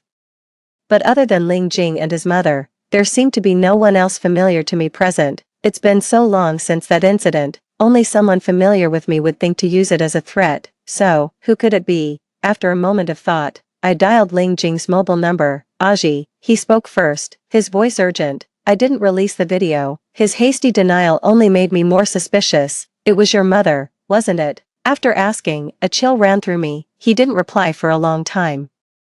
And I already knew the answer. Aji, I'm sorry. She's already like this. I can't blame her anymore. I'm willing to take all the consequences. I will go and clarify everything. Okay, I scoffed coldly. What role could he claim? And how could he prove his innocence before the truth turned irreversibly damaging? What about the complete video? Can you find the full video, right now?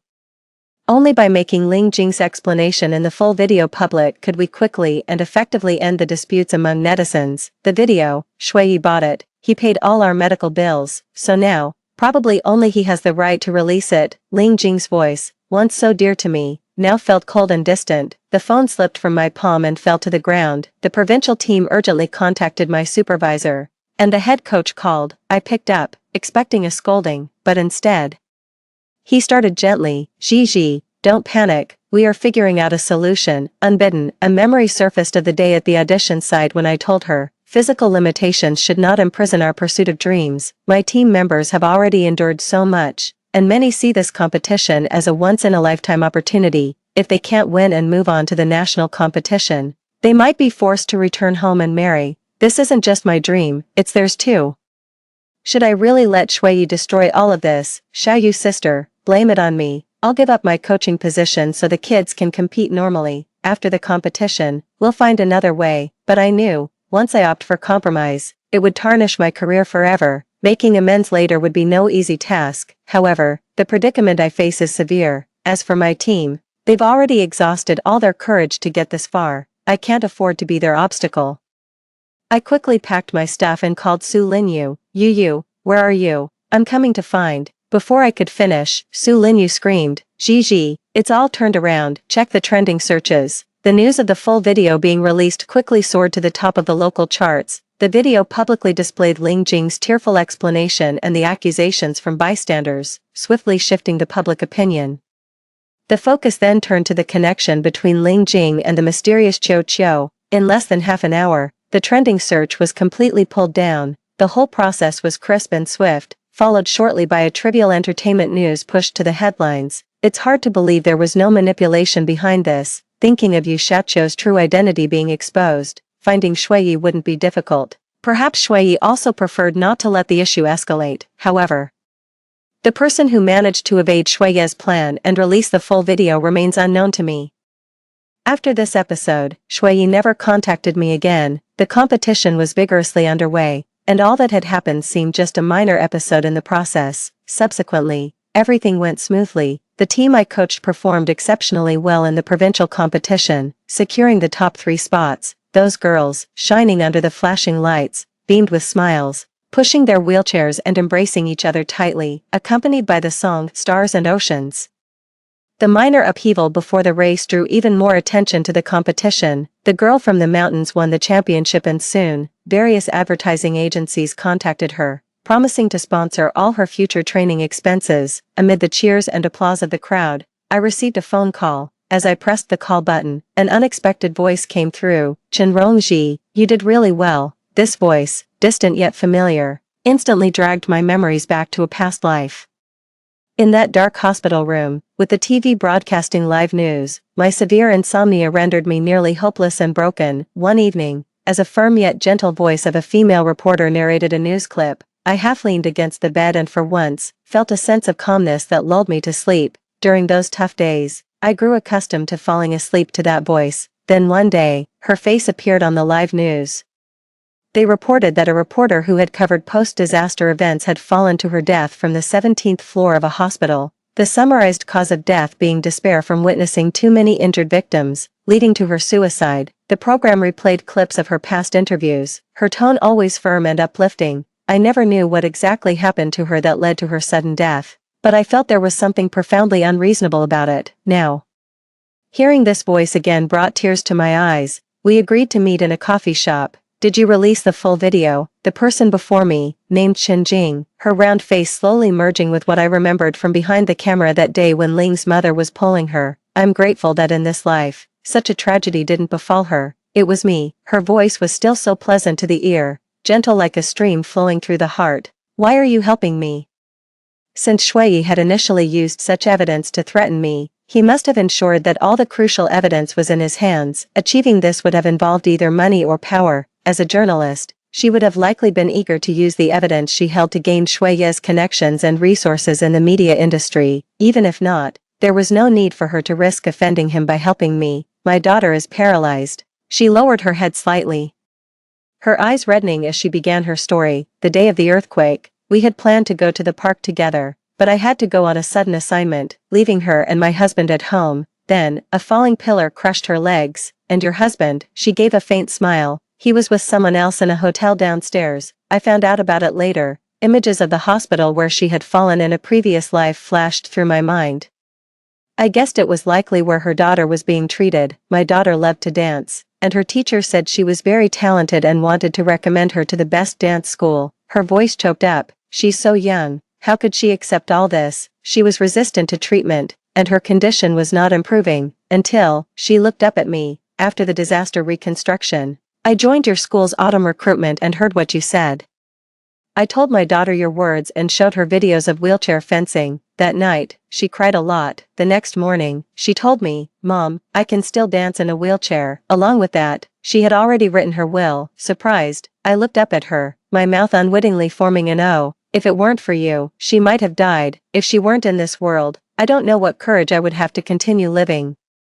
Images from the past life's black and white photos seemed still before me, my heart suddenly trembling. I had unwittingly influenced so many events, a conclusion I had never imagined. Shui contacted me, offering a huge sum for a video, but I told him that the camera malfunctioned that day and I didn't record anything. Her daughter's serious medical treatments and her ongoing divorce battle with her ex-husband meant she inevitably needed a substantial amount of money. These difficulties, unspoken, were known to me. If it weren't for you, I don't know what I would have become. A myriad of gifts cannot make me compromise my principles. What more can they add to me? She looked up at me, her words still ringing with strength. I even blamed myself once, thinking I wasn't good enough to keep my husband, which led to my daughter's misfortune. But you said it well, we are mountains, not streams. Why should we stop moving forward because of a small ditch?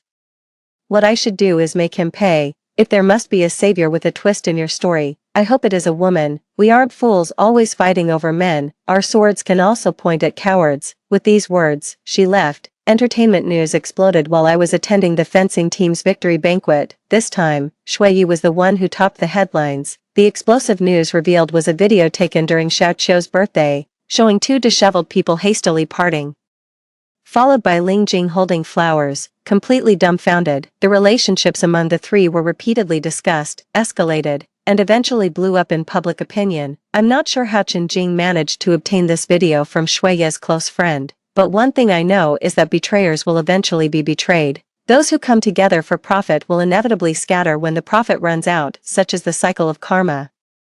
Yu Xiaoqiu's acting career faced a major setback right from the beginning. Netizens compared her to the girl in the video, and it took them a while to confirm it was indeed her. It wasn't until I saw her recent photo that I realized the stunning beauty of the past no longer possessed her former charm. Seeing that there was no way to turn things around, her agent came forward publicly, revealing that Yu Xiaoqiu had been obsessively undergoing plastic surgery after a painful breakup.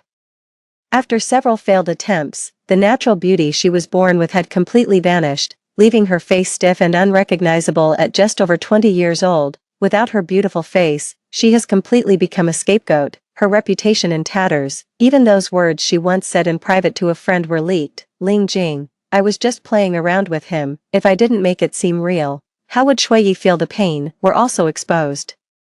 I don't know if Ling Jing pays attention to entertainment news.